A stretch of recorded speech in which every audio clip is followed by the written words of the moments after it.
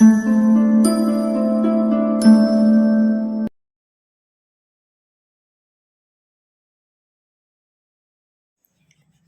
કિસ્મતને ક્યારેય દોષ ન આપવો.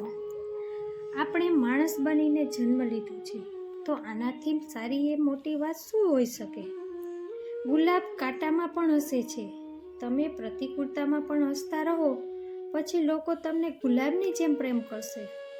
યાદ રાખજો, જીવતા માણસો જ હસે છે, મરેલા ક્યારેય હસતા નથી. પ્રાણીઓની ઈચ્છા હોય તોય હસી શકતા નથી. હસવાનું તો ફક્ત મનુષ્યના ભાગ્યમાં જ છે. એટલા માટે જીવનમાં સુખ આવે તો હસી લેવું અને દુઃખ આવે તો હસવામાં કાઢી નાખવું. બાળકો પર સમય 2 ગણો વાપરો અને પૈસા અડધા. એક ગુનેગારને સજા આપતી વખતે જજે કહ્યું, તારી સફાઈમાં કંઈક કહેવું છે તારે? તું કહેવા માંગે છે કંઈક? ગુનેગારે જવાબ આપ્યો, હા, હું કહેવા માંગુ છું. મહેરબાની કરીને મારા માતા પિતાને પણ સજા આપો. જજ વિચારમાં પડી ગયા અને કહેવા લાગ્યા, કેમ? તારા માતા પિતાને સજા કરું? ગુનેગારે કહ્યું કે જ્યારે હું નાનો હતો ત્યારે મેં એક પેન્સિલની ચોરી કરી હતી. મારા માતા પિતાને તેની ખબર હતી, પણ તેણે કંઈ પણ ન કીધું.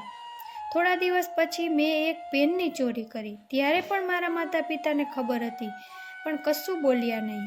ત્યાર પછી મેં મિત્રો, સગા સંબંધી, આડોશી પાડોશીમાંથી નાની નાની વસ્તુની ચોરી કરવા લાગ્યો. આ મારી આદત બનતી ગઈ. મા બાપ દરેક વખતે ચૂપ રહ્યા. જો તેણે તે જ સમયે પહેલીવાર મને રોકી લીધો હોત અને સાચી શિખામણ આપી હોત તો, એક તમાચો મારી દીધો હોત તો, આજે મને આજીવન કેદ, જેલની સજા ન થઈ હોત. યાદ રાખજો, જો બાળકને ભેટ સોગાદ ન આપો તો થોડો સમય માટે રોવા લાગશે. જો સંસ્કાર ન આપવામાં આવે તો જિંદગીભર રોતો રહેશે. પિતા દ્વારા ખીજાયેલ બાળક, ગુરુ દ્વારા ખીજાયેલ શિષ્ય અને સોની દ્વારા પીટવામાં આવેલું સોનું, આ બધું અંતે તો આભૂષણ જ બને છે. કેટલા પણ મોટા બની જાઓ, પણ વિનમ્ર રહો. વિચાર એવો રાખો કે તમારા વિચારો પણ બીજા વિચાર કરવા લાગે. સમુદ્ર બનીને રહેવાનો શો ફાયદો? બનવું છે તો નાનકડા તળાવ જેવા બનો, જ્યાં સિંહ પણ પાણી પીવે તો માથું નમાવીને. મા બાપનું કરજ આપણે ક્યારેય ઉતારી શકતા નથી. મુસીબતમાં પણ રસ્તો કાઢી લે છે. સમય ગમે તેવો હોય તે સાંભળી લે છે અને સંભાળી લે છે. તે જ છે માં.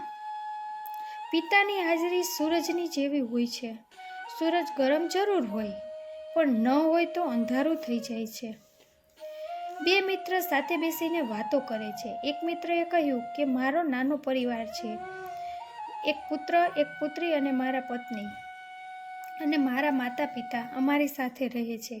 જ્યારે બીજા મિત્રએ કહ્યું કે મારો પણ નાનો પરિવાર છે. મારા 2 બાળકો અને પત્ની તેમજ અમે મારા માતા પિતા સાથે રહીએ છીએ.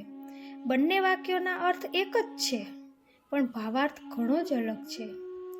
મા બાપનું કરજ આપણે ક્યારેય ઉતારી શકતા નથી. ક્યારેય પણ ન કહેતા કે અમારા મા બાપ અમારી સાથે રહે છે. હંમેશા કહેજો કે અમે અમારા મા બાપ સાથે રહીએ છીએ. એક વખત એક માણસે કોયલને કહ્યું કે તું કાળી ન હોત તો કેટલી સારી હોત. સાગરને કહ્યું, તારું પાણી ખારું ન હોત તો તું કેટલો સારો હોત. ગુલાબને કહ્યું કે તારામાં કાંટા ન હોત તો તું કેટલા સારો હોત. આ ત્રણેય એકી સાથે આ માણસને કહ્યું, હે માણસ, તારામાં બીજાની કમી કાઢવાનો અવગુણ ન હોત તો તું કેટલો સારો હોત. લોકોના બકવાસનો જવાબ ન દેવાવાળા માણસો કમજોર નથી હોતા. તે તો માણસ જ છે, જે કીચડમાં પથ્થર મારવાવાળા નથી. તાળું ચાવીથી પણ ખુલે છે અને હથોડીથી પણ ખુલે છે. ચાવીથી ખોલેલું તાળું વારંવાર કામમાં આવે છે, જોકે હથોડીથી ખોલેલું તાળું એક જ વાર કામમાં આવે છે.